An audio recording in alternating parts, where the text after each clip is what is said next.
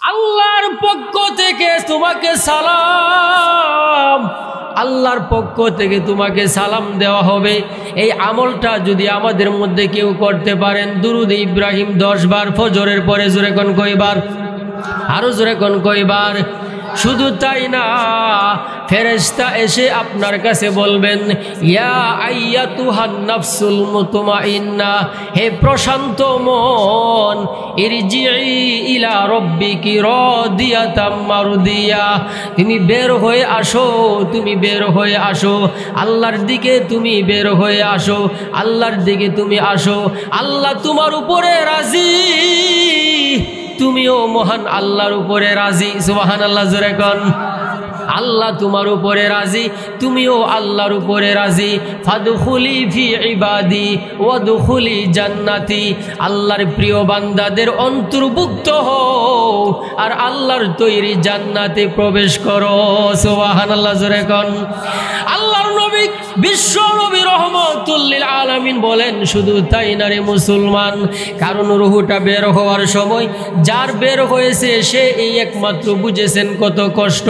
নবীজি উদাহরণ দিয়ে বলেন, একটা জ্যান্ত ছাগলের চামড়া থেকে ছাগলের চামড়াটা সিলাইলে যেইভাবে ছাগলের কষ্ট হবে, এর চাইতে 1000 গুণ বেশি কষ্ট হবে নাফরমানের রূহটা যখন বের হবে। জোরে কোন ঠিক কিনা? ওগো মুসলমান, একটু গভীর মনোযোগ দিয়া শুনেন। 10 বার যদি আপনি দুরুদ ইব্রাহিম পাঠ করেন, রূহটা বের হওয়ার সময় আপনি টের পাবেন না। সুবহানাল্লাহ, জোরে কোন। এটা হলো 1 নম্বরের ফজিলত, 1 নম্বরের ফজিলত। 2 নম্বর হলো, আপনি যদি ফজরের নামাজের পরে 10 বার যদি দুরুদ ইব্রাহিম যদি আপনি পাঠ করেন, ফুলসিরাতের একটা ব্রিজ পরকালে আছে না নাই? আরো জোরে কোন, আছে না নাই? চুলের চাইতে চিকন, হীরার চাইতে দাঁড়ালো হবে ওই ফুলসিরাতের ব্রিজ। 30,000 বছরের রাস্তা কেউ যদি এই আমলটা করতে পারে, ফুলসিরাতের ব্রিজ মুহূর্তের মধ্যে পার হয়ে যাবে। সুবহানাল্লাহ, জোরে বলেন। সে টের পাবে না, টের পাবে না, মুহূর্তের মধ্যে ফুলসিরাতের ব্রিজটা সে পার হয়ে যাবে যদি কেউ দুরুদ ইব্রাহিম ফজরের পরে 10 বার পাঠ করে। এটা হলো 2 নম্বরের ফজিলত। 3 নম্বর হলো, কিয়ামতের কঠিন ময়দানে মানুষগুলো হাহাকার হয়ে থাকবে, পানির পিপাসার জন্য জিহ্বা বের করে দিবে। জোরে কোন ঠিকই না? আল্লাহর নবী বিশ্ব নবী রহমাতুল লিল আলামিন, উম্মতের কান্ডারি নবী, তখন ওই অবস্থার মধ্যে হাউজে কাউসার থেকে 1 গ্লাস ঠান্ডা পানি আপনাকে পান করায়া দিবেন। সুবহানাল্লাহ। হাউজে কাউসারের পানি যদি 1 গ্লাস যদি আপনি পান করতে পারেন গো, 50,000 বছর দাঁড়ায়া থাকতে হবে কিয়ামতের কঠিন ময়দানে। আপনাকে যদি 1 গ্লাস হাউজে কাউসারের পানি পান করাইতে পারে, আল্লাহর নবী যদি পান করাইয়া দিতে পারেন, 50,000 বছর চলে যাবে, আপনি কোনো টের পাবেন না। সুবহানাল্লাহ, জোরে কোন। এটা হলো 3 নম্বরের ফজিলত। 4 নম্বর হলো দুরুদ ইব্রাহিম যদি আপনি 10 বার যদি দুরুদ ইব্রাহিম পাঠ করেন, 4 নম্বর হলো যত ফেরেশতারা আছে সমস্ত ফেরেশতারা আপনার জন্য দোয়া করবে, আল্লাহ এই ব্যক্তিটা দুনিয়াতে ফজরের নামাজের পরে 10 বার দুরুদ ইব্রাহিম পাঠ করেছিল সব সময়, আল্লাহ মেহেরবানি করে উনাকে মাফ করে দেন, আল্লাহ মেহেরবানি করে ক্ষমা করে দেন। ফেরেশতারা যদি আপনার জন্য দোয়া করে ডাইরেক্ট কবুল। সুবহানাল্লাহ, জোরে কোন। ফেরেশতারা আপনার জন্য দোয়া করবে, ফেরেশতারা দোয়া করলে আমার আল্লাহ তাকে ক্ষমা করে দিবেন। এটা হলো 4 নম্বরের পুরস্কার পাবেন দুরুদ ইব্রাহিম যদি ফজরের পরে 10 বার পাঠ করেন। 5 নম্বর হলো দুরুদ ইব্রাহিম যদি 10 বার পড়েন, 5 নম্বর যে পুরস্কারটা আমার আল্লাহ দিবেন, মরণের পরে দাখালাল জান্নাহ। আল্লাহ বলবেন, যারে বান্দা দুনিয়াতে তুমি এই যে আমলটা করেছো, এই আমলটার উসিলা আজকে তুমি জান্নাতে চলে যাও। সুবহানাল্লাহ। তাহলে দুরুদ ইব্রাহিম যদি 10 বার পাঠ করেন, লাভ আছে না নাই? আরো জোরে কোন, আছে না নাই? এটা হলো এক নম্বর আমলের কথা চলে গেল। দুরূদ শরীফ যদি পাঠ করেন 5টা পুরস্কার আমার আল্লাহ দুনিয়াতে আপনাকে দান করবেন। সুবহানাল্লাহ জোরে কোন। ভাইয়ার আমার, বন্ধুরা আমার, এই জন্যে আসেন দুরূদ শরীফ পাঠ করলে লাভ আছে না নাই? আরও অনেক ফজিলত আছে। এর মধ্যে আরেকটা ফজিলতের কথা, দুরূদ শরীফ যদি কেউ পাঠ করে, দুনিয়াতে দুরূদ শরীফ পাঠ করলে এর আরেকটা লাভ বা আরেকটা ফজিলত আছে। সেটা হইল সুফিয়ান সাউরি রহমতুল্লাহি আলাই, একজন বড় আল্লাহর ওলি। উনি হজে গেলেন আল্লাহর ঘর খানায়ে কাবা হজ করার জন্যে। যখন উনি হজে গেলেন, হজ করার সময় 7টা তোয়াফ আছে না নাই? আরো জোরে করে আছে না নাই? আল্লাহর ঘর খানায়ে কাবা 7 বার তোয়াফ করতে হয়, 7টা চক্কর দিতে হয়। তো সুফিয়ান সাউরি রহমতুল্লাহি আলাই বলেন, আমি খানায়ে কাবা তোয়াফ করতেছি, শত শত মানুষ একসাথে খানায়ে কাবা তোয়াফ করে। সুবহানাল্লাহ জোরে কোন। তোয়াফ করার সময় যে যত বেশি দোয়া পাঠ করতে পারে, কোনো বাধা নাই। সুবহানাল্লাহ জোরে কোন। তবে আমি তাকায়া দেখি সবচাইতে বেশি হাজি সাহেবরা যে দোয়াটা পাঠ করে কাবা ঘরে তোয়াফ করার সময়, এটা আপনারাও পারেন, কোরআনের মধ্যেও আছে, আমার সাথে আপনারা পড়তে পারেন। রব্বানা আতিনা ফিদ দুনিয়া হাসানাতাও ওয়া ফিল আখিরাতি হাসানাতাও ওয়া কিনা আযাবান নার।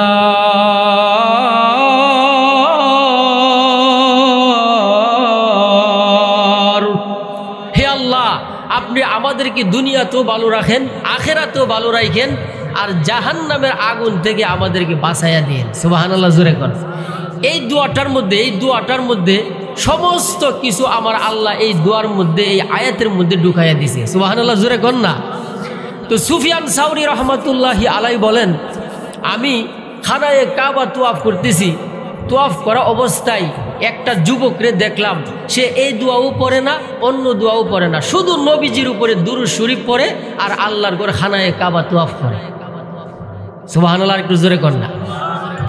7টা চক্কর সে দিল, 7টা চক্করের মধ্যে শুধু সাল্লাল্লাহু আলাইহি ওয়াসাল্লাম, সাল্লাল্লাহু আলাইহি ওয়াসাল্লাম, চিৎকার মেরে কোন সুবহানাল্লাহ। এইভাবে 7টা চক্করের মধ্যে 7 বারই শুধু দুরূদ শরীফ পাঠ করলো। সুফিয়ান সাউরি রহমতুল্লাহি আলাই বলেন, আমি অবাক হয়ে গেলাম, মানুষের তোয়াফরত অবস্থায় কত দোয়া পাঠ করে, কিন্তু এই যুবক শুধু দুরূদ শরীফ পাঠ করে 7 চক্করে দুরূদই পড়লো, আর কোনো দোয়া পড়লো না। এর মধ্যে কারণ আছে না নাই? সুফিয়ান সাউরি অবাক হয়ে ওই যুবকরে তোয়াফ শেষ হওয়ার পরে জিজ্ঞাসা করলেন, ভাই মনে কোনো কষ্ট নিয়েন না, একটা কথা জিজ্ঞাসা করি, আপনি 7 চক্করের মধ্যে শুধু দুরূদ শরীফ পাঠ করলেন কাবা ঘরে তোয়াফরত অবস্থায়, অন্য কোনো দোয়া পড়লেন না, এর কারণটা কি? ওই যুবক ডেকে বলতেছে, হে সুফিয়ান সাউরি, শুনেন, আপনি আল্লাহর একজন ওলি, নেককার বান্দা, আপনি বলেছেন, সেই জন্য আমি আপনাকে উত্তরটা দিতেছি। শুনেন, কেন আমি শুধু দুরূদ শরীফ পাঠ করলাম, কেন পড়লাম? এর কারণ হইল, কিছুদিন আগে আমি আমার আব্বাকে নিয়ে একটা সফরে বের হয়েছি। সফরে, জোরে কোন, কোথায়? সফরে বের হওয়ার পরে রাস্তার মধ্যে আমার আব্বা মারা গেছে। আমার আব্বা যখন মারা গেছে, আমি ডানে বামে তাকায়া দেখি কেউ নাই। এই অসহায় অবস্থার মধ্যে আমার আব্বা মারা গেলেন, এখন তাকে গোসল করাইব কিভাবে, দাফন কাফন কোথায় করব, হইরান এবং পেরেশানের মধ্যে আমি পড়ে গেলাম। এই সফরে কেউ নাই আমি ছাড়া, আমার আব্বা যে মারা গেলেন, এখন কি করব? আবার হঠাৎ করে তাকায়া দেখি আমার আব্বার মাথা থেকে পা পর্যন্ত একবারে আলকাতরার মতো কালো হয়ে যাইতেছে চেহারা। একবারে কি হয়ে যাইতেছে? একদম কালো হয়ে যাইতেছে, এমন কালো। আমার ভয় লেগে গেছে, আমার আব্বা তো কালো ছিলেন না, কিন্তু উনি কালো হয়ে যাইতেছে। লাশটা ব্যাপারটা কি? এই কালো হয়ে যাওয়ার পরে আমি একটা চাদর দিয়ে আমার আব্বার মাথা থেকে পা পর্যন্ত ঢেকে ফেললাম, যাতে মানুষেরা না দেখে, কারণ কালো মানুষ দেখলে অনেক সময় ভয় লাগে কি লাগে না? আরো জোরে কোন। ওই যুবক ডেকে বলে, হুজুর, আমি চাদর দিয়ে আমার আব্বার চেহারাটাকে আমি চাদর দিয়ে ডেকে ফেললাম। ডেকে ফেলে আমি চিন্তা করতে লাগলাম, আমার আব্বা তো কালো ছিলেন না, সুন্দর মানুষ ছিলেন, কিন্তু রুহুটা যেই মাত্র বের হয়েছেন, এইভাবে আলকাতরার মতো আমার আব্বার চেহারা কালো হইয়া যাইতেছে। আমি কোরআনের ওই আয়াতের দিকে লক্ষ্য করলাম, আল্লাহ যে বলেছেন, ইয়াউমা তাবিয়াদ্দু বুজুহু ওয়া তাসওয়াদ্দু বুজুহ, কিয়ামতের কঠিন ময়দানে কিছু মানুষের চেহারা হবে সুন্দর, আবার কিছু মানুষের চেহারা হবে কালো। যাদের চেহারা কিয়ামতের ময়দানে চাঁদের মতো উজ্জ্বল দেখা যাবে, আমার আল্লাহ বলবেন তোমরা জান্নাতে চলে যাও। সুবহানাল্লাহ জোরে কোন। যাদের চেহারা সুন্দর তারা জান্নাতে চলে যাবে, আর যাদের চেহারা কালো আল্লাহ বলবেন তোমরা জাহান্নামে চলে যাও। কারণ দুনিয়াতে ঈমান আনার পরে তোমরা কুফরি করেছিলা, আল্লাহর বিরুদ্ধে তোমরা চলে গিয়েছিলা, এই জন্য তোমাদের পরিণাম হলো জাহান্নাম। ওই যুবকটা ডেকে বলে, হুজুর আমি ওই কোরআনের আয়াতের দিকে লক্ষ্য করতে লাগলাম, আমার আব্বা যে কালো হইয়া যাইতেছেন, না জানি আমার আব্বার পরিণামটা কি হয়ে যায়। এই চিন্তা করতে করতে আমি আমার আব্বার লাশের পাশে আমি ঘুমাইয়া গেলাম। সুবহানাল্লাহ জোরে বলেন। ওই যুবকটা ডেকে বলে, চিন্তা করতে করতে গো আমি আমার আব্বার চেহারার কাছে যেই মাত্র ঘুমাইয়া গেলাম, গভীর ঘুমের মধ্যে তাকায়া দেখি সুন্দর একজন লোক আমার আব্বার লাশের কাছে আসতেছে। সুবহানাল্লাহ জোরে কোন। স্বপ্নে যুগে আমি দেখতেছি সুন্দর একজন সুশ্রী একজন লোক, আবিয়াদুস সিয়াব সাদা পোশাক পরিহিত একজন লোক আমার আব্বার লাশের পাশে আসতেছেন হেঁটে আস্তে আস্তে কাছে আসলেন। কাছে এসে আমার আব্বার চেহারা থেকে চাদরটা সরাইলেন নিজের হাতে। আমি স্বপ্নে যুগে তাকাইয়া দেখি চাদরটা সরাইয়া ওনার নিজের হাত মুবারক আমার আব্বার মুবারকের চেহারার মধ্যে এইভাবে বোলাইয়া দিলেন।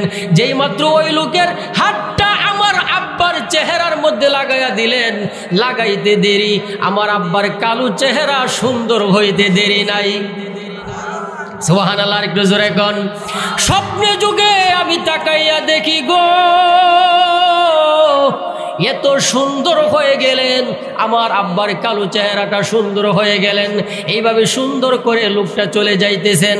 আমি স্বপ্নে যুগে জিজ্ঞাসা করলাম, মান আনতা ওয়া মা ইসমুকা, আপনি কে গো, আপনার নাম কি, একটু মেহেরবানি করে আমাকে বলে যান। সুবহানাল্লাহ জোরে কোন। কারণ এত বড় বিপদের মধ্যে গো আপনি আসলেন আমার আব্বার চেহারার কাছে, এসে সুন্দর করে দিলেন। এত বড় বিপদে আমার আব্বাকে আপনি সাহায্য করলেন, আপনার পরিচয়টা মেহেরবানি করে আমাকে একটু বলে যান। উনি ডেকে বলতেছে, রে যুবক আমি আর কেউ না রে, আমি দু জাহানের বাদশাহ নবী মুহাম্মদুর রাসূলুল্লাহ। আমি নবী তোমার আব্বাকে সাহায্য করার জন্যে আমি এসেছি। ওই যুবক ডেকে বলে, হুজুর আমার ভাগ্য ভালো, আমার নসিব ভালো, আপনাকে স্বপ্নে যুগে আমি দেখতে পেরেছি। কারণ আপনি হাদিস শরীফে বলে গিয়েছিলেন, যদি কোনো মুমিন বান্দা কোনো মুমিন বান্দি আপনাকে স্বপ্নে যুগে একবারে দেখতে পারে, তার জন্য জাহান্নামের আগুন হারাম হয়ে যায়। সুবহানাল্লাহ জোরে কোন। আপনি আমার আব্বার উসিলা এসেছেন, স্বপ্নে যুগে আমিও আপনাকে দেখে ফেলেছি একটা নজর। ওগো নবীজি আমি জানতে চাই, এত বড় কঠিন মুহূর্তে আপনি আসলেন, এসে আমার আব্বার কালো চেহারা সুন্দর করে দিলেন, এর কারণটাকে আমি জানতে চাই। আল্লাহর নবী বলে, রে যুবক তোমার আব্বা যদিও দুনিয়াতে ইবাদত বন্দেগী কম করত, কিন্তু সময় পাইলেই আমি নবীজির উপরে দুরূদ শরীফ পাঠ করত।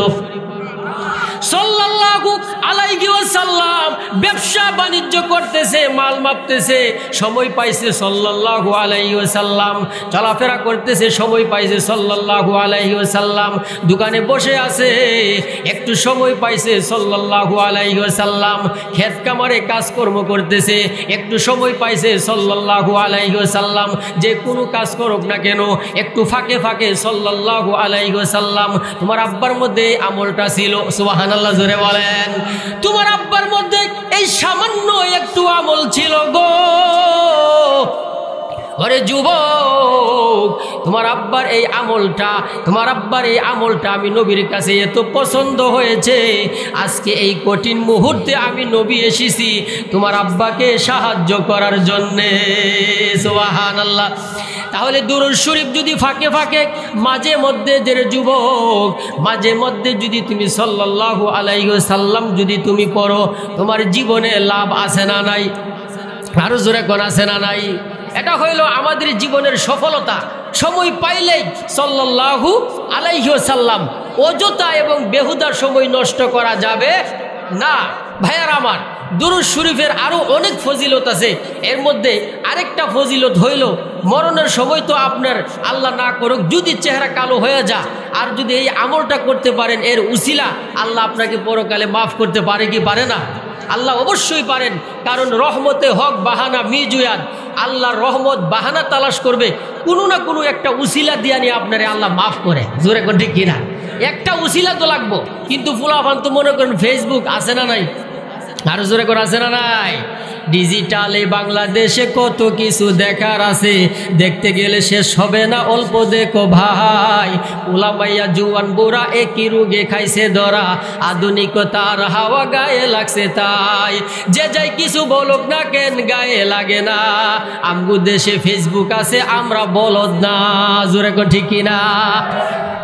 আদব আখলাক কারে বলে কিছুই জানে না, সালাম দিতেছে আর ফেসবুক চালাইতেছে। তুরুমিয়া কির সালাম? আদব কায়দা কিচ্ছু নাই। জোরে কোন আছে না নাই? আরো জোরে কোন আছে না নাই? বড় হুজুর সালাম দিছে, হে ফেসবুক চালা, কাহা মনে করেন এক হাত দূরে তাহেন ফেসবুক চালাইতেছি, আছে না নাই?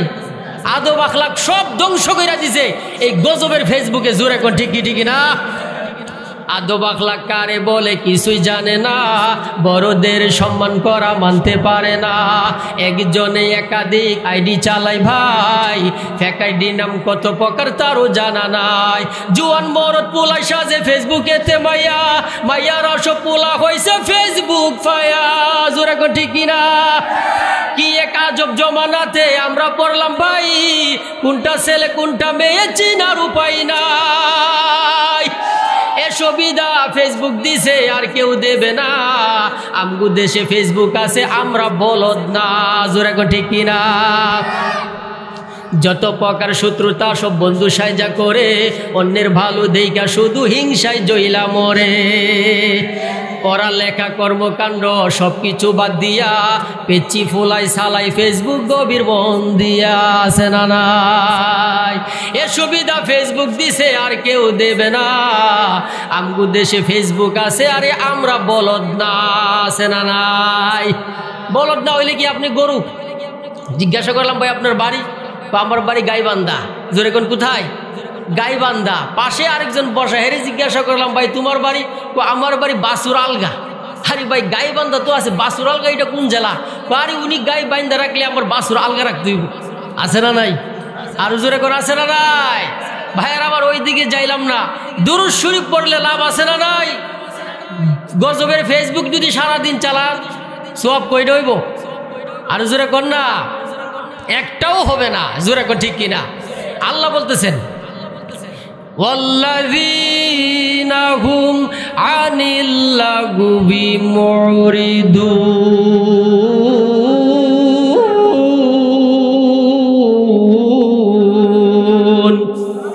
অনর্থক বেহুদা অযথা সময় নষ্ট করা যাবে না। জোরে কোন কার কথা? আরো জোরে কোন কার? আল্লাহ পাক রব্বুল আলামিন আমার নবীজিকে বলতেছেন, নবীজিকে যে ওগো নবীজি, আমাকে পাওয়ার জন্য কঠোর পরিশ্রম করতে হবে, কঠোর সাধনা করতে হবে। ঘুমায়া থাকলে আমি আল্লাহরে পাওয়া যাবে? আল্লাহ নবীজিরে বলতেছেন ইয়া আইয়ুহাল মুজাম্মিল, হে চাদরওয়ালা নবী। গভীর রাত্রে নবীজি চাদর গায়ে দিয়া ঘুমায় রয়েছে। আল্লাহ নবীজিরে ডাক দিয়া বলতেছে যে এখন রাত্র 2টা-3টার সময় আপনি চাদর মুড়ি দিয়া যে ঘুমাইছেন, ইয়া আইয়ুহাল মুজাম্মিল, হে চাদরওয়ালা নবী, কুমিল লাইলা ইল্লা কলিলা, রাত্রে চাদর টাদর ফালায়া লাত্তি দিয়া উড়েন, উইটা তাহাজ্জুদের নামাজে দাঁড়ায়া যান। সুবহানাল্লাহ। জোরে কোন, আরেকটু জোরে কোন আল্লাহু আকবার।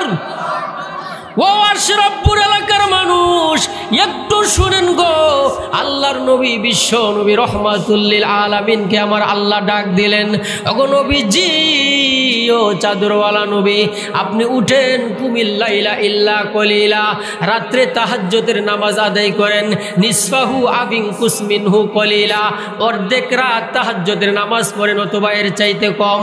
আল্লাহ এরপরে বলেন আউজিদ আলাইহি, অথবা অর্ধেক রাতের চাইতে বেশি আমার সামনে দাঁড়ায়া নামাজ পড়েন।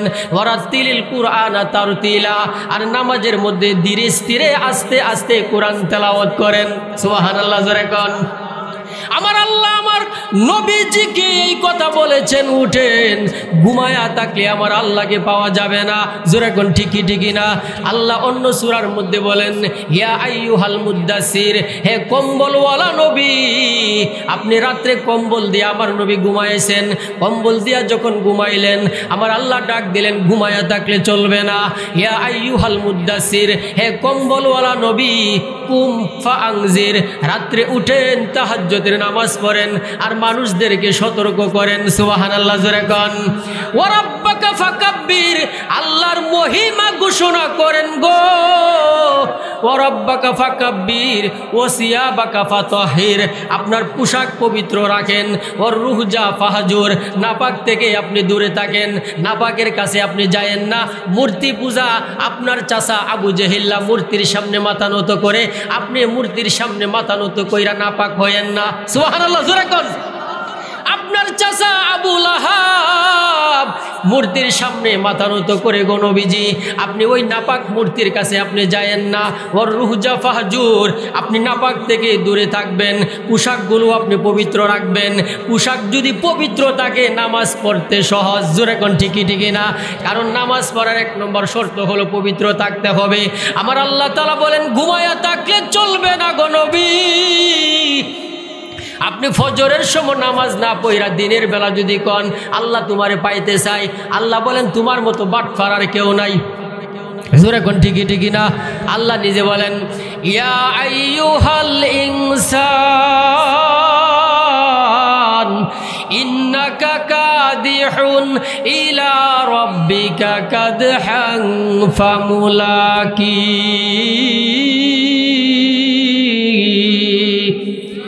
ইয়া আইয়ুহাল ইনসান, হে মানুষ, ইন্নাকা কাদিহুন ইলা রাব্বিকা, তোমার রবকে পাওয়ার জন্য, রব পর্যন্ত পৌঁছার জন্য, তোমার রবকে পাওয়ার জন্য কঠোর সাধনা করতে হবে, কঠোর পরিশ্রম করতে হবে। কঠোর পরিশ্রম করার পরে, কঠোর সাধনা করার পরে, ফজরের নামাজে ঠান্ডা পানি দেওয়া উজু কইরা, উজু করতে হবে, সাধনা করতে হবে। এই পরিশ্রম কইরা যদি তুমি আসতে পারো, এরকম কঠিন কঠিন সাধনা কইরা যদি তুমি আসতে পারো, আল্লাহ বলেন ফামুলা কি, পরকালে আমি আল্লাহ তোমার সাথে দেখা করব। সুবহানাল্লাহ, একটু জোরে কোন। এই জন্য আসেন কঠোর সাধনা, কঠোর সাধনা করতে হবে। যে আয়াতে কারিমা আমি তেলাওয়াত করেছি, অনর্থক বেহুদা সময় নষ্ট করা যাবে না। সময় পাইলেই সাল্লাল্লাহু আলাইহি ওয়াসাল্লাম আছে না নাই? আরো জোরে কোন, আছে না নাই? এই জন্যে আসেন আরেকজন মহিলা, ওই মহিলা হাসান বসরি রহমতুল্লাহি আলাই, অনেক বড় একজন আল্লাহর ওলি হাসান বসরি। সুবহানাল্লাহ, জোরে কর না। এই যাদের আলোচনা সারা পৃথিবীতে আলোচনা যাদের হয়, তারা সাধারণ কোনো মানুষ ছিলেন না ভাই। আমি আর আপনি মারা গেলে আমার আপনার নাম নেওয়ার মতো কোনো লোক থাকবে না, কিন্তু এই সমস্ত আল্লাহর ওলিদের নাম নেওয়া কিয়ামত পর্যন্ত চলবে। জোরে কোন ঠিকই ঠিকই না? কেন চলবে? তারা বড় আল্লাহর ওলি ছিলেন, তারা সাধনা করছে, কঠোর পরিশ্রম করছে, কঠোর মেহনত করছে। মেহনত করার কারণে আল্লাহর কাছে তারা দামি হয়ে গেছে। সুবহানাল্লাহ, জোরে কোন। হাসান বসরি রহমতুল্লাহি আলাইহির কাছে এসে একজন মহিলা বলতেছে, হে হাসান বসরি, কবরের অবস্থা তো আমরা কেউ জানি না। হ্যাঁ, আমার একটা মেয়ে মারা গেছে, মেয়েটা কবরে কোন অবস্থায় আছে স্বপ্নে যুগে একটু দেখার কোনো আমল আসেনি, আমারে বলে দেন, আমি স্বপ্নে যুগে আমার মেয়েটারে কবরের অবস্থা দেখতে চাই। সুবহানাল্লাহ, জোরে কোন না? হাসান বসরি বলে, ঠিক আছে, তুমি আমল করবা, এশারের নামাজের পরে 4 রাকাত নফল নামাজ পড়বা। জোরে কোন, কয় রাকাত? এশারের নামাজের পরে 4 রাকাত নফল নামাজ, 4 রাকাতে সূরা ফাতিহা পড়া আলহাকুমুত তাকাসুর সূরাটা মিলায়া পড়বা। আলহাকুমুত তাকাসুর হাত্তা জুরতুমুল মাকাবির কাল্লা সাউফা তাআলামুন সুম্মা কাল্লা সাউফা তাআলামুন কাল্লা লাউ তাআলামুনা ইলমাল ইয়াকিন লাতারাবুন্নাল জাহিম সুম্মা লাতারাবুন্নাহা আইনাল ইয়াকিন সুম্মা লাতুসআলুন্না ইয়াউমা ইদিন আনিন নাঈম। এই সূরাটা মিলাইবা সূরা ফাতিহার সাথে, তারপরে বিছানায় যাইবা ঘুমাইতে। তুমি ঘুমের ঘরে দুরূদ শরীফ পড়তে পড়তে ঘুমাইবা, যতক্ষণ তোমার ঘুম না আসে ততক্ষণ তুমি বিছানায় দুরূদ শরীফ পড়বা। সুবহানাল্লাহ, জোরে কোন। মহিলা বলেন, হাসান বসরি আমাকে এই আমলটা দেওয়ার পরে আমি এশারের পরে 4 রাকাত নফল নামাজ পড়া বিছানায় দুরূদ শরীফ পড়তে পড়তে আমি ঘুমাইয়া গেলাম। এইভাবে কয়েকদিন আমল করার পরেই কবরে আমার মেয়েটারে আমি দেখে ফেললাম। সুবহানাল্লাহ, জোরে কোন। ওই মহিলা বলে, আমি আমার মেয়েটাকে এই আমলটা করার পরে আমার মেয়েটাকে কবরের মধ্যে দেখলাম, ভালো নাই। জাহান্নামের ফেরেশতারা আমার মেয়েটাকে শিকল দিয়া বেঁধে রাখছে। নাউজুবিল্লাহ, জোরে কোন। আমার মেয়েটাকে কবরের মধ্যে গো জাহান্নামের শিকল আছে না নাই? আরো জোরে কোন আছে না নাই? আমার আল্লাহ বলেন, মা আগুনা আন্নি মালিয়া, পরকালে তোমার মাল কাজে আসবে না। কোটি কোটি টাকা তুমি রাইখা গেছো দুনিয়াতে, এটি 2 পয়সার কোনো কাজে আসবে না। জোরে কোন ঠিকই ঠিকই না? আরো জোরে কোন ঠিকই ঠিকই না? সুলতানিয়া, তোমার রাজত্ব কাজে আসবে না। তুমি প্রেসিডেন্ট ছিলা, আল্লাহ বলবেন আমার কাছে কোনো দাম নাই। তুমি প্রধানমন্ত্রী ছিলা, আমার কাছে কোনো দাম নাই। তুমি এসপি এমপি মন্ত্রী ছিলা, আল্লাহ বলবেন সুলতান ছিলা, বাদশা ছিলা, আমার কাছে 2 পয়সার কোনো মূল্য নাই। তুমি যদি আল্লাহর বিরুদ্ধে যদি তুমি দুনিয়াতে চলো, আল্লাহর কাছে তোমার এই রাজত্বগিরির কোনো মূল্য নাই। জোরে কোন ঠিকই ঠিকই না? এই পৃথিবীতে নাস্তিক মুরতাদ আছে না নাই? আরো জোরে কোন আছে না নাই? আল্লাহ মানে না এরকম নাস্তিক মুরতাদ আছে না নাই? আল্লাহ বলবেন এই নাস্তিকগুলো যখন মারা যাবে, আল্লাহ ফেরেশতাদেরকে বলবেন হুজু, হুজু মানে তারে ধরো। ফেরেশতারা এই বাদশারে ধরো, জালেম বাদশারে, হুজুহু ফাগুল্লু, তার গলার মধ্যে বেরি পরাও, গলার মধ্যে বেরি পরাও। সুম্মাল জাহিমা সল্লু, তারে জাহান্নামের মধ্যে নিক্ষেপ করো। আল্লাহ বলবেন নিক্ষেপ করার আগে জাহান্নামের মধ্যে তারে শিকল দিয়া বাঁধো, গলা থেকে মাথা পা পর্যন্ত তারে শিকল দিয়া বাঁধো, শিকল দিয়া বাঁধো। আল্লাহ তাআলা বলবেন সুম্মা ফি সিলসিলাতিন যারউহা সাবউনা যিরাআন ফাসলুকু, 70 হাত একটা শিকল আনা হবে জাহান্নাম থেকে। জোরে কোন কয়াত? আরো জোরে কোন কয়াত? 70 হাত একটা শিকল আল্লাহ আনবেন, মাথা থেকে গাড় পর্যন্ত, পা পর্যন্ত বাঁধ দিবেন 70 হাত একটা শিকল। এবং এই 70 হাতটা কত বড় হবে, কার হাতে হবে 70 হাত এটা বলা হয় নাই। মালাকুল মউত আজরাইলের হাতও হইতে পারে, আল্লাহর হাতও হইতে পারে। সুবহানাল্লাহ, জোরে কোন। কথার কথা ধরেন, আল্লাহ যে বলেছেন সাবউনা 70 হাত, 70 হাত শিকল দিয়া তোমারে আল্লাহ বাইন্দা জাহান্নামে ফেলবে। এবার আসেন 70 হাত কার হাত হবে? আমার হাত না আপনার হাত? এটা কার হাত এখানে বলা হয় নাই, তাফসিরের মধ্যে এটা উল্লেখ করেন নাই। কথার কথা ধরেন, মালাকুল মউত আজরাইলের হাতে যদি 70 হাত হয়, আজরাইল কত বড় এবং তার হাতটা কত বড় হবে একটু মেপে নেই। আজরাইল এত বড়, আল্লাহর নবী বিশ্ব নবী বলেন তামাম পৃথিবীর সমস্ত পানি যদি আজরাইলের মাথার মধ্যে ঢেলে দেওয়া হয়, 1 ফোঁটা পানিও নিচে পড়বে না। সুবহানাল্লাহ, জোরে কোন। তামাম পৃথিবীর পানি যদি ঢেলে দেওয়া হয়, 1 ফোঁটা পানিও নিচে পড়বে না। ওনার হাতে যদি 70 হাত হয়, তাহলে আমার আপনার কোনো উপায় থাকবে না, কোনো উপায় থাকবে না।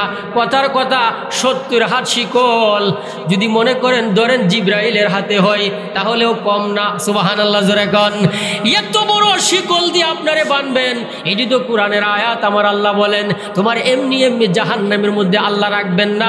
70 হাত শিকল দিয়া সবসময় শিকলটা, এত বড় শিকলটা তোমার শরীরের মধ্যে পেঁচানো থাকবে। সাধারণ একটা বাজারের ব্যাগ নিয়ে ওই আশরা পুরাইতে পারি না, কষ্ট লাগে। জোরে কোন ঠিক কিনা?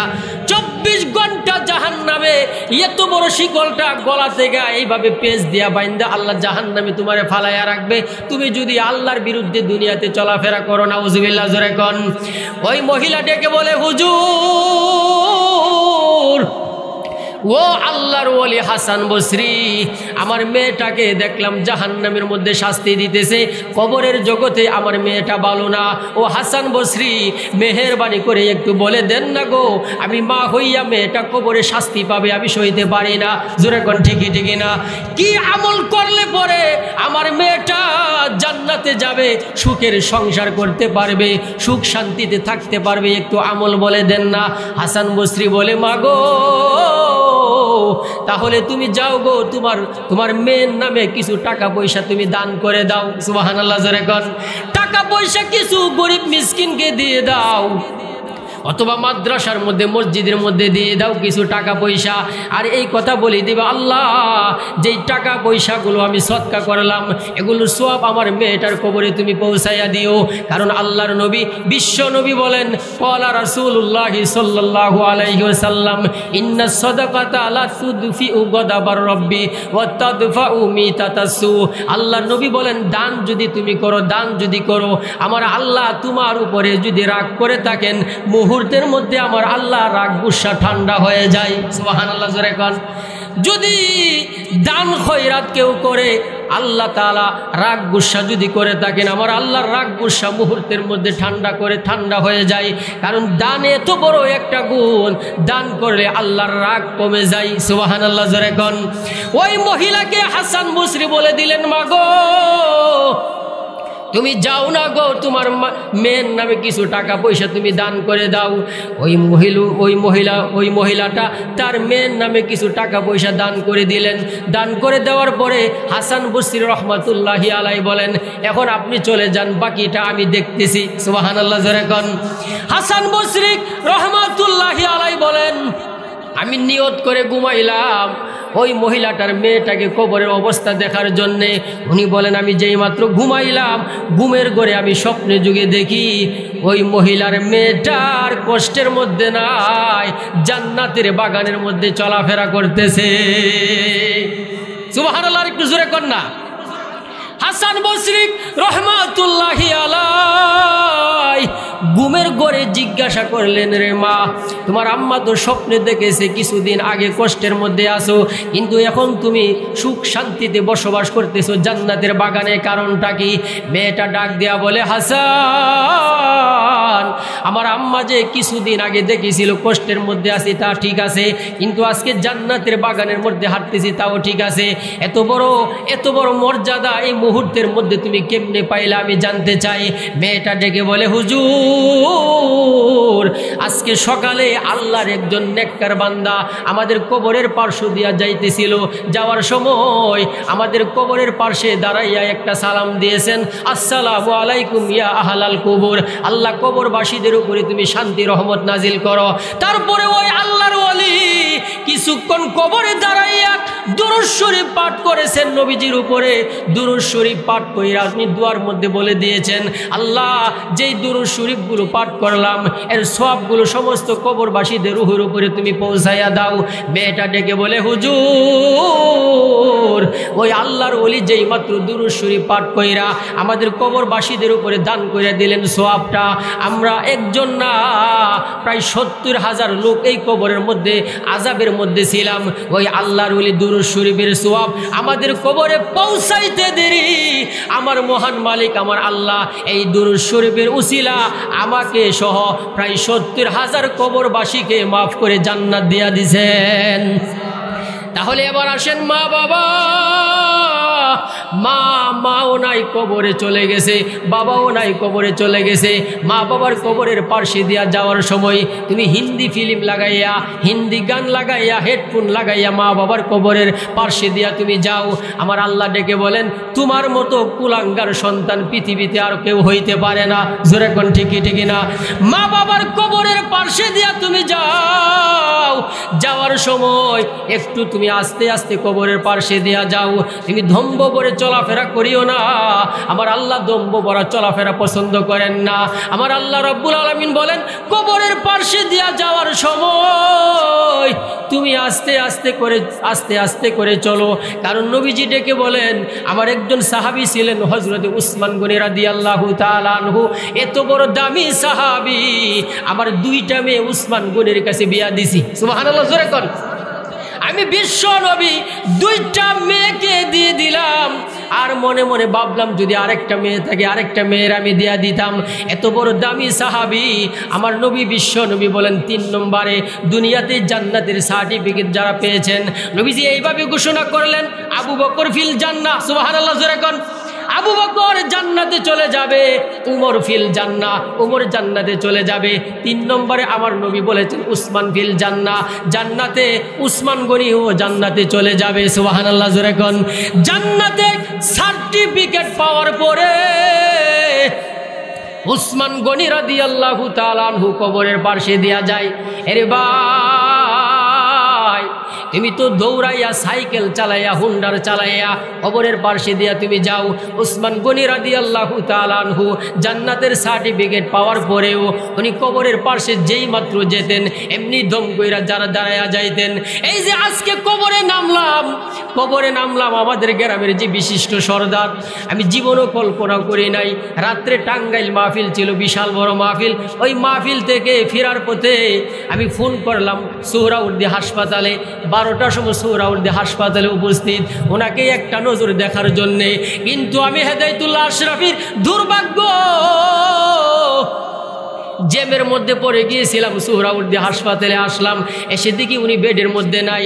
পার্শ্ববর্তী একজন রুগীকে জিজ্ঞাসা করলাম রুগীটা কোথায়। ও ভাই, রুগী তো অ্যাম্বুলেন্স করে ব্রাহ্মণবাড়িয়া চলে গেছে।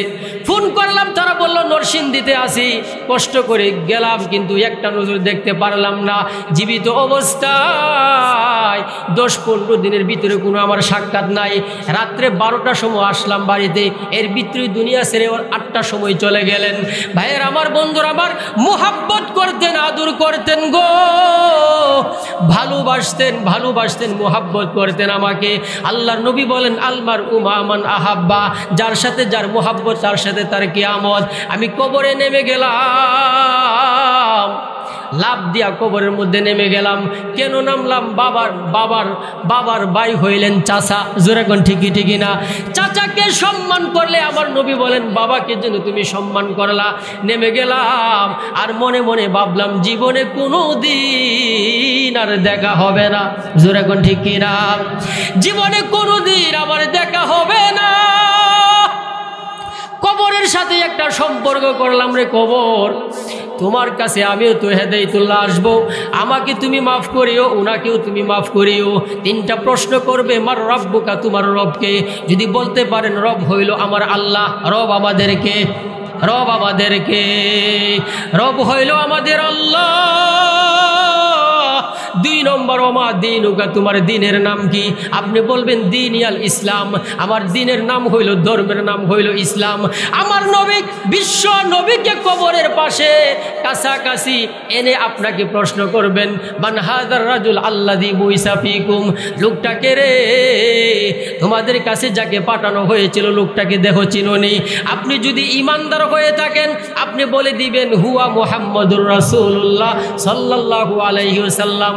3টা প্রশ্ন যখন আপনি দিয়ে দিবেন উত্তরগুলো, এমনি আসমান থেকে একজন ঘোষণাকারী ঘোষণা দিয়ে দিবেন, ফায়ুনাদি মুনাদিন মিনাস সামাই আন সাদাকা আবদি ফাফরিশুহু মিনাল জান্নাহ। আল্লাহু আকবার। ফাফরিশুহু মিনাল জান্নাহ, জান্নাতের পোশাক কবরে, জান্নাতের বিছানা কবরে বিছায়া দাও। ওয়া আলবিসুহু মিনাল জান্নাহ, জান্নাতের পোশাক শরীরের মধ্যে পরায়া দাও। কাফনের কাপড়টা তাড়াতাড়ি করে খুলে ফেলে দাও। ওয়াফতাহু লাহু বাবান ইলাল জান্নাহ, জান্নাতের দরজাগুলো তার দিকে, কবরের দিকে খুলে দাও। জান্নাতের এয়ার কন্ডিশন হাওয়া কবরের দিকে আসতে থাকবে। লোকটা কিয়ামত পর্যন্ত একটা ঘুম দিবে, কেউ ডিস্টার্ব করবে না। সুবহানাল্লাহ। আমি তাকায়া দেখলাম, কবরের পাশে তাকায়া দেখি এই যে প্রথম বানটা যে খোলা হয়েছে, মাথার দিকের যে বান, এই বানটা খুললাম, আমার একটা ধারণা হইল এই যে মুখটা কেবলামুখী থাকবে। আলহামদুলিল্লাহ, তাকায়া দেখি, এটা আমি এখন আপনাদেরকে বলতেছি, আমি তো কবরে নামছি আজকে ফাইজুল কাকার, ফাইজুল সর্দার সাহেবের কবরটার মধ্যে আমি নামলাম। মুখটা ঠিক একবারে ডাইরেক্ট এরকম হয়ে গেছে কেবলামুখী। সুবহানাল্লাহ, জোরে কর। একদম এরকম হয়ে গেছে, মাথাটার মধ্যে, মুখটার মধ্যে একটু হাত দিলাম, ডাইরেক্ট কেবলামুখী দেখা যায়। তারপরে প্রথম গুরুস্থানে যে প্রথম মাটিটা দিলাম, ভাইয়ের আমার, বন্ধুরা আমার, আলেম উলামাদের সাথে ওনার একটা সুসম্পর্ক ছিল, আমাদের চেয়ারম্যান সাহেবের সাথে একটা সুসম্পর্ক ছিল। অন্য আমি যেখানেই গেছি এবং ওনাকে দেখছি আলেমদেরকে একটু মোহাব্বত করতেন। এই মোহাব্বতের কারণে আল্লাহ যেন ওনাকে মাফ করে দেন। সবাই কোন আল্লাহুম্মা আমিন। আরো জোরে কোন আমিন। ও মুসলমান বাবাজিরা রে আমার, আমরাও তো দূর দূরান্তে সফরের মধ্যে যাই, সকলের জন্য আমরাও দোয়া করি, আমাদের জন্য আপনারা দোয়া করবেন। রাজি আছেন না নাই?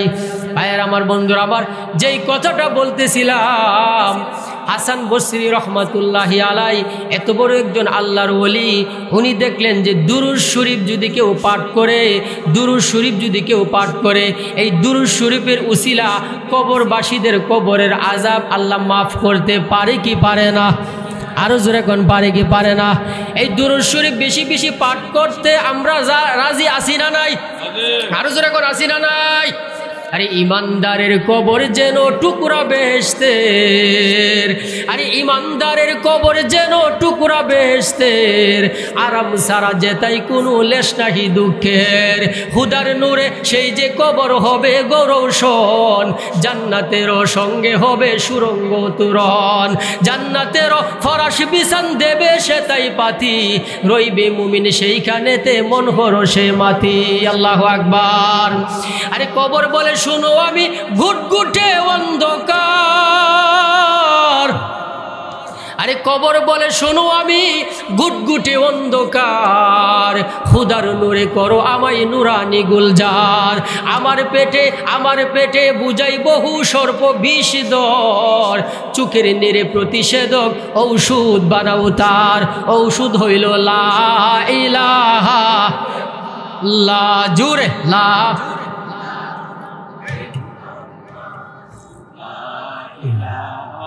ইল্লাল্লাহ জোরে লা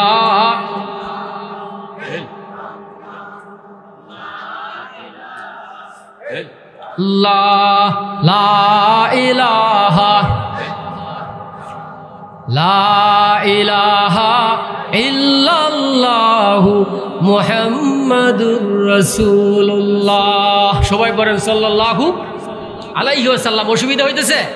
আরেকটু জোরে কোন ভাইয়ার আমার, আল্লাহর সাথে সম্পর্ক লাগান, লাভ আছে না নাই? আরো জোরে কোন আছে না নাই? আমি ছোট মানুষ ভাই, চেয়ারে বসলে চেয়ারটাও বনা বুঝতো না শরীরের মধ্যে, কিন্তু আপনাদের দোয়া বিভিন্ন জায়গায় আল্লাহ নেওয়া, এটা আপনাদের দোয়ার বরকতে। জোরে কোন ঠিকই ঠিকই না? এই যে এখনো আমি 2টা মাহফিল মাগরিবের পরে লিখছি, 2টা এখন লিখাইছি, 24শে জানুয়ারি জামালপুর এবং 6 জানুয়ারি আপনার বিজয়নগর, এখনো 2টা লিখাইছি। এটা সব কিছু আসলে আপনাদের উসিলা, আপনাদের দুয়ার বরকতে আল্লাহ আমাদেরকে সফর করাইতেছেন। জোরে কোন ঠিকই ঠিকই না? তো যাই হোক, আল্লাহর সাথে সম্পর্ক লাগাইতে হবে। জোরে কোন কার সাথে? মা তার সন্তানরে আল্লাহর সাথে সম্পর্ক লাগাইছে, আল্লাহরে আগে চিনাইছে। আমরা তো মা বোনেরা যারা আছি মোবাইল চিনাই আগে, আল্লাহরে চিনাই পরে। জোরে কোন ঠিকই না?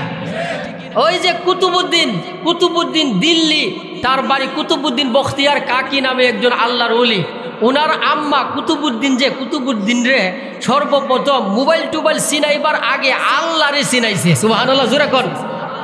ছোট বাচ্চা কুতুবুদ্দিন বখতিয়ার কাকি, তার আম্মা বলতেছে বাবা, কারণ রাসূল তো বলেছেন মুরু আওলাদাকুম বিসসালাহ ওয়া হুম আবনাউ সাবঈ সিনিনা, 7 বছর বয়স হইলেই বাচ্চাদেরকে নামাজের হুকুম করো। সুবহানাল্লাহ জোরে কোন। আরো জোরে কোন আল্লাহু আকবার। 7 বছর হইলে কি করতে হবে? নামাজের হুকুম করতে হবে। আর যদি ওয়াদরিবুহুম আলাইহা ওয়া হুম আবনাউ 10 সিনিন, 10 বছর হইলে নামাজ না পড়লে ফিডনি দাও, নবীজির কথা। সুবহানাল্লাহ জোরে কোন। তো 7 বছর হইলে নামাজের হুকুম, আর 10 বছর হইলে কি করতে হবে? নামাজ না পড়লে নামাজের জন্য কি করতে হবে? মারতে হবে। তো ওনার আম্মা বলতেছে বাবা, নামাজ পড়লে আল্লাহ রিজিক বাড়াইয়া দেয় এবং সুস্বাদু খাবার দেয়। সুবহানাল্লাহ জোরে কোন। নামাজ পড়লে কি দেয়? আল্লাহ খাবার দেয়। তো বাবা ছোট মানুষ, তুমি নামাজ পড়বা, নামাজ পড়েই গিয়া দেখবা আলমারির মধ্যে খাবার আছে। সুবহানাল্লাহ জোরে কোন। আল্লাহরে কেমনে চিনাইতেছে দেখেন, মানে মা ওই খাবার রেডি কইরা, নাস্তা রেডি কইরা আলমারির মধ্যে রাইখা দেয়, আর এই দিকটা বলে তুমি নামাজ পড়া যাইবা আর গিয়া দেখবা আলমারিতে খাবার। তো ভাইয়ের আমার, বন্ধুরা আমার, মামা চলে আসছে, 5 মিনিটের ভিতরে আমি শেষ করে দিচ্ছি। মামা বসে যাবেন নাকি? তো এইভাবে দেখা গেল কি, শেষ করে দিচ্ছি। তো দেখা গেল এইভাবে নামাজ পড়া আলমারিতে যা গিয়া দেখে সুস্বাদু খাবার মা রেডি করে রাখছে, আর এই দিক দিয়ে সন্তানকে বলে দিছে বাবা নামাজ পড়লেই আল্লাহ আলমারির মধ্যে খাবার দিয়া দেয়। সুবহানাল্লাহ জোরে কোন। তো সন্তান এইভাবে মনে করে নামাজ পড়ে গিয়া দেখে আলমারিতে খাবার, এইভাবে চলতেছে, মাও খাবার দিয়া রাখে, আল্লাহরে চিনাইতেছে। সুবহানাল্লাহ জোরে কোন। একদিন বাপের বাড়িতে চলে গেছে, খাবার দিয়া যেত মন নাই, বাবার বাড়িতে গিয়া তো পড়ছে বিপদে, আইরে এখন সন্তান যদি নামাজ পড়ে গিয়া দেখে আলমারিতে খাবার নাই, আমারে কইব আম্মা বাটফার, জোরে ঠিক কিনা? এখন কি করা? তাড়াতাড়ি নামাজের মধ্যে দাঁড়ায়া আল্লাহর সামনে দাঁড়ায়া চোখের পানি ছাইরা দিয়া বলতেছে, আল্লাহ আমার সন্তান যদি নামাজ পড়ে গিয়া দেখে আলমারিতে খাবার নাই, আমারে তো বাটফার কইব, তোমারও বাটফার কইতে পারে, জোরে ঠিক কিনা? আল্লাহ মেহেরবানি করে এই অবস্থা থেকে, এই গালির থেকে তুমি আমাদেরকে হেফাজত করো। আল্লাহ তুমি আমার সন্তানের জন্য আলমারিতে খাবারের ব্যবস্থা তোমার পক্ষ থেকে করে দাও। সুবহানাল্লাহ, জোরে কর। কুতুবউদ্দিন বখতিয়ার কাকি রহমতুল্লাহি আলাই, ছোট মানুষ, উনি নামাজ পড়া আপনার আলমারি খুলছে, আলমারি খুললা দেখে আগের চাইতে আরো সুস্বাদুর খাবারের ব্যবস্থা এই আলমারির ভিতরে আমার আল্লাহ করে দিছে। মা বাবার বাড়িতে আয়া দেখে সর্বনাশ, আজকে তো খাবার দেওয়া যাইতে পারি নাই, এখন কি হয়েছে না হয়েছে মা তো আর জানে না। সন্তান আয়া দেখে ঘুমাইয়া রয়েছে, ঘুমের থেকে উঠার পরে বলতেছে, বাবা ও বাবা, ডরাইতেছে যে খাবার টাবার খাইছো নি? সন্তান ডেকে বলে, মা এতদিন যা খাবার খাইছি আজকের খাবারের মতো না, আজকে সবচেয়ে সুস্বাদু খাবারের ব্যবস্থা আমার আল্লাহ আমাকে করে দিয়েছেন। সুবহানাল্লাহ। মা সেজদার মধ্যে পড়ে গেলেন, আল্লাহ তুমি সব কিছু পারো, জোরে কোন ঠিকই ঠিকই না? আল্লাহ বলেন, ওয়ামাই ইয়াত্তাকিল্লাহা ইয়াজআল লাহু মাখরাজা, যে ব্যক্তি আল্লাহকে ভয় করে আল্লাহ তার জন্য নিষ্কৃতির পথ বের করে দেন। ওয়ারযুকহু মিন হাইসু লা ইয়াহতাসিব, এমন জায়গা থেকে তার রিজিকের ব্যবস্থা করেন সে কল্পনাও করতে পারে নাই।